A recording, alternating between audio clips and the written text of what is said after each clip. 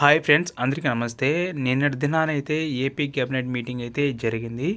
ఈ మీటింగ్లో సచివాలయం వ్యవస్థ గురించి అసలు ఏం మాట్లాడారో, ఈ సచివాలయం వ్యవస్థను ఏ విధంగా విభజించబోచి పాలిస్తున్నారో ఈ వీడియోలో తెలుసుకుందాం.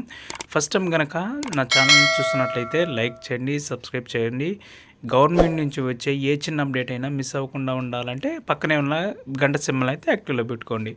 ఇక వీడియో చూసుకున్నట్లయితే ఏపీలో గత వైసీపీ ప్రభుత్వంలో ఏర్పాటైన గ్రామ వార్డు సచివాలయాల వల్ల అనుకున్న స్థాయిలో ప్రభావం లేదని భావిస్తున్న కూటమి సర్కార్ ఇవాళ అంటే నిన్నటి దినాన కీలక నిర్ణయం అయితే తీసుకుంది. ఇప్పటికే సీఎం చంద్రబాబు సమీక్ష సమావేశంలో చెప్పినట్లుగానే గ్రామ వార్డు సచివాలయాలతో పాటు అందులో పనిచేసే ఉద్యోగులను కూడా పలు కేటగిరీలుగా విభజించేలా కేబినెట్ నిర్ణయం తీసుకుంది. త్వరలోనే దీన్ని రాష్ట్ర జిల్లా స్థాయి కమిటీల ద్వారా అమల్లోకి అయితే తేబోతుంది. గతంలో అనాలోచనగా ఏర్పాటు చేసిన సచివాలయాలు ప్రభావితంగా పనిచేయడం లేదనే ఆలోచన ఉన్నందున వాటిని 3 కేటగిరీలుగా విభజించాలని కేబినెట్ నిర్ణయం తీసుకుందని మంత్రి పార్థసారథి గారు అయితే చెప్పడం జరిగింది. జనాభా ఆధారంగా సచివాలయాన్ని విభజిస్తారు. ప్రస్తుతం ఉన్న వార్డు గ్రామ సచివాలయ వ్యవస్థ అలాగే కొనసాగుతుంది. అయితే జనాభా ఆధారంగా వాటి విభజన, ఉద్యోగుల కేటాయింపులు అయితే ఉంటాయి. 3500 కంటే ఎక్కువ జనాభా ఉంటే 8 మంది సిబ్బందితో ఒకే కేటగిరీ సచివాలయంగా ఏర్పాటు చేస్తారు.